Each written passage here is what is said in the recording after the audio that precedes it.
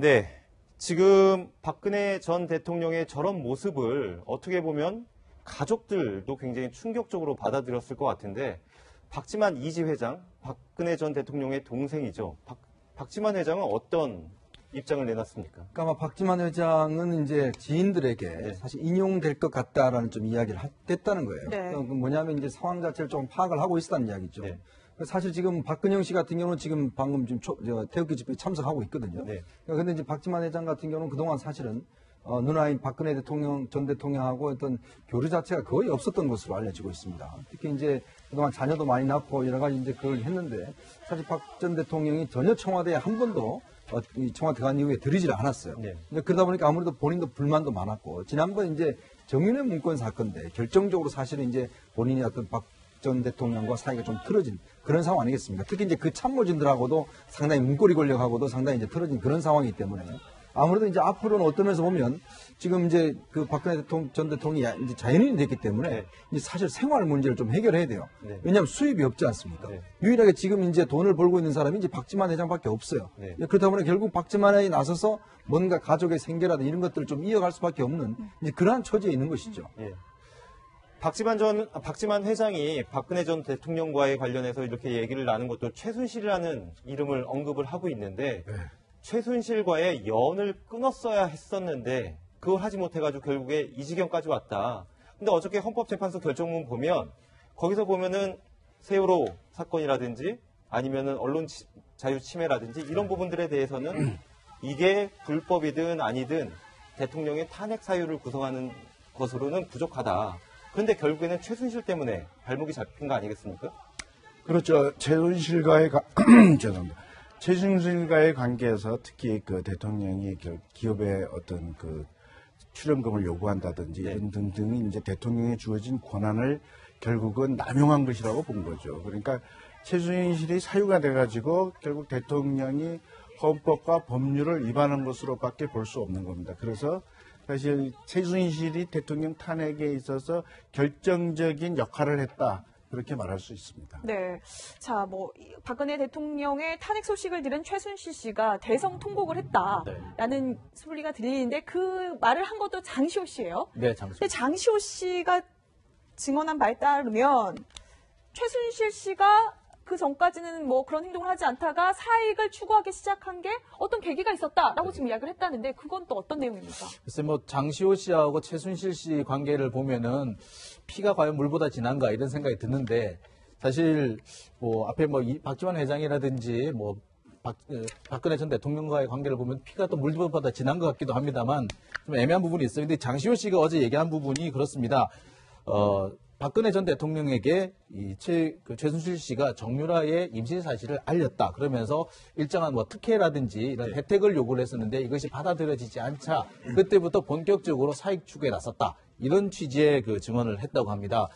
그러니까 이 얘기를 들어보면은 이거 바로 정유라 씨의 임신이 어떻게 보자면은 결정적으로 이번 최순실 사태의 발단이 됐다. 이런 얘기라고 보이는데 하지만 또 최순실 씨는 그 내용에 대해서 내가 박근혜 대통령에게 정유라의 임신 사실을 알린 적이 없다. 내가 내 딸의 임신 사실을 왜 알리느냐 이러고 부인을 하기도 했다고 합니다.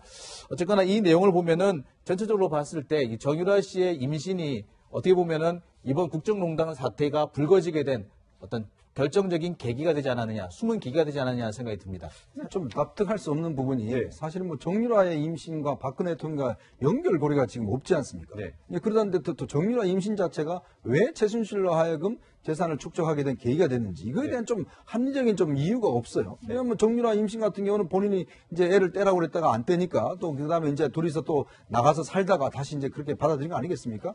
이제 그런 상황이다 보니까 이게 한간의 어떤 여러 가지 소문과 관련해서 혹시나 이게 이제 박 대통령하고 혹시나 연결된 것이 아닌가라는 그런 소문과 관련해서 좀 이제 의혹을 증폭시키는 건데 장시호 씨가 왜 이런 증언을 했을까? 그리고 이게 지금 결국은 재산 축적과 정유라의 임신 관계가 무슨 상관관계가 있는 것인지에 대해서 좀 합리적으로 좀 이게 접합점이 없는 상황이에요. 네. 지금 정유라 씨 얘기가 계속 나오고 있는데 여전히 그 외국에서 있어가지고 아직 국내에 못 들어오고 있지 않습니까? 네네. 이 부분도 검찰 수본이 이제 해결해야 할 문제로 보이거든요. 근데 결국 우리 법의 밖에 있는 문제이기 때문에 결국 덴마크 정부의 협조가 필요합니다. 근데 그리고 이제 덴마크 같은 경우에는 자국의 법에 따라서 이제 그 절차를 밟고 난 다음에 그 다음에 이제 보낼 거라고 보통 추진되는데 아마 시간이 굉장히 오래 걸릴 거라고 봅니다. 우리가 저 세월호 사건 때 그 본문 아시겠지만 프랑스에 있던 그 누구죠? 제가 정확하게 기억이 안 나는데 지금 프랑스법에 따라서 계속 이제 연장이 되고 있고요. 유섬나 씨. 예. 그처럼 정유라 씨 같은 경우에도 덴마크 법에 따라서 계속 조사를 받고 그 법에 따라서 연기가 되고 있기 때문에 아마 들어오는데 시간이 상당히 걸릴 거라고 봅니다. 네. 그리고 또 어제 그 장시호 씨 뭐 진술 내용을 조금 더 이야기를 하자면 사실 이분은 자꾸 이 이름 거론되는 게 좀 불편할 것 같아요. 김동성 씨와의 관계까지 그 법정에서 인정을 했는데 뭐 굳이 이럴 필요까지가 있었나 싶기도 한데 뭐 좀 도움이 됩니까? 글쎄 어제 장시호 씨 발언이 정말 이목을 많이 집중시켰습니다. 일단 최순실 씨와의 관계 또 정유라 씨의 임신 관계 부분을 폭로한 부분도 그랬고요. 그다음에 이제 김동성 씨와의 관계를 인정을 했다라는 부분인데 이제 김동성 씨가 2014년에 뭐 이혼을 좀 하려고 했었던 모양이에요. 그러니까 그때 오갈 데가 없으니 집을 나와서 오갈 데가 없으니까 그때 이 최순실 씨 집에서 자신과 함께 살았다. 이런 내용을 이제 인정을 한 거죠. 동거 사실까지 인정을 한 겁니다. 근데 굳이 재판의 진행 관계에서 굳이 그 얘기까지 할 필요가 있었느냐라는 얘기가 지금 나오고 있죠. 이것을 볼 때 과연 장시호 씨가 지금 일정한 어떤 그 전략에 따라서 말을 하고 있는 것인지 아니면은 좌충우돌 하고 있는 것인지 좀 알기가 좀 어렵다. 정말 헷갈린다. 이런 얘기들이 지금 나오고는 있습니다. 근데 어쨌거나 많은 내용들을 보면은 지금 같은 상태에서 장시호 씨는 아무래도 좀 재판에서 좀 더 자신에게 집중되어 있는 어떤 이목을 좀 돌려보려고 안간힘을 다하고 있지 않느냐 이런 생각도 듭니다. 사실 이 사안에 대해서 본질적인 문제는 대통령 파면 결정이라는 커다란 기둥이 있을 텐데요. 네. 이 기둥을 형성하는 데까지 그동안 왔던 시간을 거꾸로 흘러서 보면 아까도 얘기하셨지만 뭐 정유라 임신이라든지 아니면은 최순실의 변심이라든지 이런 부분들이 아주 작은 것들이 지금 크게 굴러와서 여기까지 왔다라고 하는데 아직 꿰어지지 않은 퍼즐들이 굉장히 많은 것 같습니다. 그러니까 뭐 까도 이게 지금 뭐 끝이 네. 없이 나오는 스토리가 이게 결국 보면 권력이라는 것을 놓고 그 권력을 대신 한 사람 이번에 이제 헌재 결정문에 그런 게 나옵니다만은 국민이 위임한 권력 가지고 그 권력에 기생해서 그 권력을 어떤 탐해서 그 권력을 이용해서 또 이제 이득을 취하려고 했던 사람들 또 그 권력이 있다는 걸 알고 그 벌떼같이 몰려들었던 사람들 고영태라든지 뭐 여러 사람이 있었지 않습니까? 결국 이제 권력이 작은 권력 되면서 결국 그 모든 사람들이 그 어떤 뭐 모든 것들이 이걸 취하려고 했던 이제 그런 상황이 보면 모든 비리의 어떤 고리 자체가 형성된 거 아니겠습니까? 네. 결국 그러니까 정말 중요한 권력이 이걸 통제하고 잘 관리를 해야 되는데 그렇지 못하다 보니까 저 밑단까지도 그 자그마한 권력까지도 이용해서 다들 이제 축제를 했다는 것이거든요. 그러니까 결국 보면 이 장시호 씨가 김동성 씨하고 관계도 싸우는 거 보면 결국 이제 삼성에서 어떻게 돈을 이제 했는가 이걸 누가 주도했느냐 이 다툼이거든 지금 이거 다툼은 결국 최순실이 아니면 장시호냐 이 다툼을 가지고 어제 이제 법정에서 싸움이 벌어지는 것이거든요. 그러니까 이러한 싸움들 앞으로 아마 재판이 진행되면서 무수하게 많은 다툼과 서로 간의 이권 다툼과 또 배신과 이런 드라마가 나오지 않을까 싶습니다. 네. 네.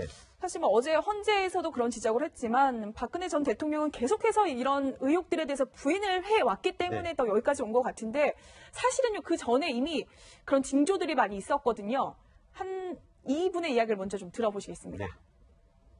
이번 정부 초부터 들어온 거는 맞고요. 일요일만 되면 이제 마음의 준비를 하고 있는 거죠. 주방으로 연락이 오죠. 그분 모신다고 그러면 이제 저희가 이제 뭐 평상시에는 뭐 대통령 음식 한 분만 이렇게 준비를 하지만 또 이제 오면 거기에 맞겠다고 더 저희가 준비를 한 거죠. 일요일과 이제 무슨 뭐 어디 해외 순방을 간다든지 하면 이제 전날 정도에 이제 들어와서 특별한 뭐 있으면은 들어온 걸로 기억을 합니다.